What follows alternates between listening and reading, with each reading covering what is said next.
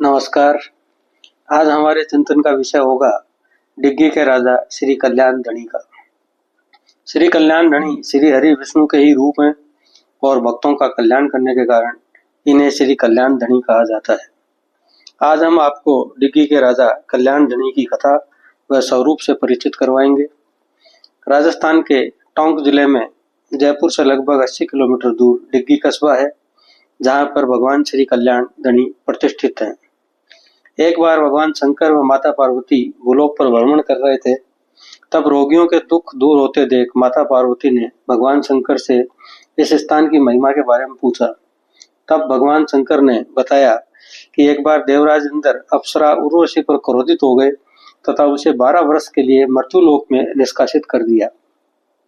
उर्वशी सप्तऋषियों के आश्रम में रहने लगी। 10 वर्ष बाद सप्तऋषियों ने उसकी सेवा से प्रसन्न होकर वह उसका मंतव्य जानकर उसे ढूंढार राज्य के चंद्रगिरी पर्वत पर तपस्या करने को कहा। उर्वशी वहां आ गई। पर्वत के समीप ही ढूंढार के राजा दिग्व का सुंदर उपवन था। उर्वशी रात को वहां घोड़ी का रूप धरकर बगीचे में फल फूल से अपना पेट भरने लगी। माली द्वारा यह दृश्य देखकर राजा को सूचना दी गई। राजा दिग्व स्वयं वहां पहुंचे तथा सैनिकों ने उपवन को घेर लिया। घोड़ी के वेश में उर्वशी राजा के समीप से निकल गई। तब राजा दिग्व ने उसका पीछा किया। चंद्रगिरी पर्वत पर वह अपने स्वरूप में आ गई। वह राजा को लौटने का कहकर आलोकित हो गई। राजा दिग्व उसकी सुंदरता पर मोहित होकर हतप्रभ रह गए। उसी समय महात्मा चंद्रमौली ने राजा को हतप्रभ देखकर तथा उनका मंतव्य जानकर कहा कि हे राजन, वह रात्रि में समीप ही कुंड में जल क्रीड़ा हेतु आएगी। राजा ने छुपकर रात्रि का इंतजार किया। रात्रि को उर्वशी ने राजा को देखकर कहा कि मेरा पीछा छोड़ दो, मैं स्वर्ग की अप्सरा उर्वशी हूँ। इंद्र ने मुझे निष्कासित कर रखा है, मेरे पुनः लौटने की अवधि समीप ही है। इस पर राजा दिग्व ने कहा कि हे सुंदरी, तुम्हारे रूप ने मुझे मोहित कर दिया है, अतः तुम मेरे साथ राजमहल चलो।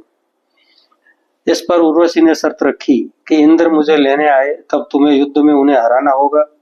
यदि ऐसा नहीं हुआ तो मैं तुम्हें श्राप देकर इंद्रलोक चली जाऊंगी। 12 वर्ष पूर्ण होने पर नारद जी द्वारा उर्वशी का पता पाकर इंद्र ने राजा दिग्व से युद्ध किया। कई दिनों तक चले युद्ध में इंद्र ने घबराकर भगवान विष्णु से सहायता मांगी। तब श्री हरि विष्णु ने राजा दिग्व से कहा कि तुम रक्तपात के स्थान पर धर्म युद्ध करो। इस पर दोनों की गदाएं आसमान में युद्ध करने लगी। जब इंद्र की गदा पराजित होने लगी तो इंद्र ने छिपकर राजा दिग्व की गदा पर वज्र से प्रहार कर उसे नष्ट कर दिया। दिग्व की पराजय जानकर उर्वशी राजा दिग्व को कोढ़ी होने का श्राप देकर इंद्रलोक चली गई। इस पर राजा दिग्व ने श्री हरि विष्णु का ध्यान किया। तब श्री हरि विष्णु ने प्रकट होकर कहा कि इंद्र ने छल से युद्ध जीता है, तुम जल स्त्रोत के समीप चले जाओ, वहां मेरी मूर्ति बहकर आएगी, उसके चरणामृत के सेवन से तुम ठीक हो जाओगे। जहां मेरी मूर्ति प्रतिष्ठित होगी वह स्थान तुम्हारे नाम से डिग्गी नाम से जाना जाएगा। जल स्त्रोत के समीप जब मूर्ति बहकर आई तो वहां खड़े एक साहूकार ने मूर्ति को बाहर निकाला। उसके चरणामृत से राजा दिग्व व साहूकार दोनों का ही कल्याण हो गया। साहूकार ने मूर्ति को एक रथ पर रख दिया, वह चल दिया। राजा दिग्व भी साथ साथ चल दिए। जब दोनों के मार्ग पृथक हुए तो मूर्ति ले जाने पर दोनों में विवाद हो गया। तभी आकाशवाणी हुई कि बिना घोड़े के जो रथ ले जाए मूर्ति पर उसी का अधिकार होगा। साहूकार के प्रयास से रथ तस्य मस नहीं हुआ।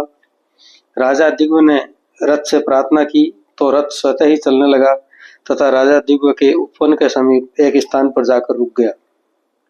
राजा दिग्व ने वहीं मंदिर का निर्माण करवाकर मूर्ति को प्रतिष्ठित कर दिया। कल्याण करने के कारण विग्रह को कल्याण धनी नाम दिया गया। मंदिर 5600 साल पुराना बताया जाता है तथा लगभग 500 वर्ष पूर्व इसका जीर्णोद्धार किया गया था। मंदिर में कल्याण धनी के विग्रह के साथ परिसर में लक्ष्मी नारायण, पुरुषोत्तम जी, सीताराम जी, शिव परिवार, बालाजी, हनुमान जी, तुलसी जी, गरुड़ भगवान व शीतला माता की मूर्तियां हैं। एक गौमुखी है जहां से चरणामृत आता है। चरणामृत के सेवन व जल में मिलाकर स्नान करने से कोढ़, चर्म रोग तथा अनेक रोग दूर होते हैं। प्रत्येक पूर्णिमा की यहाँ विशेष मान्यता है तथा वैशाख पूर्णिमा को मेला भरता है। आषाढ़ में रथ यात्रा व भाद्रपद में एकादशी को मेला भरता है। श्रावण शुक्ल एकादशी को जयपुर से 24 कोस की परिक्रमा आती है। भगवान महादेव पार्वती जी से कहते हैं कि श्री कल्याण जी की भक्ति व दर्शन से मनुष्यों के कष्ट दूर होते हैं तथा मनोकामनाओं की पूर्ति होती है, इसमें संदेह नहीं है। कमेंट बॉक्स में जय श्री कल्याण धणी अवश्य लिखें व चैनल को शेयर, लाइक व सब्सक्राइब करना ना भूलें। नमस्कार।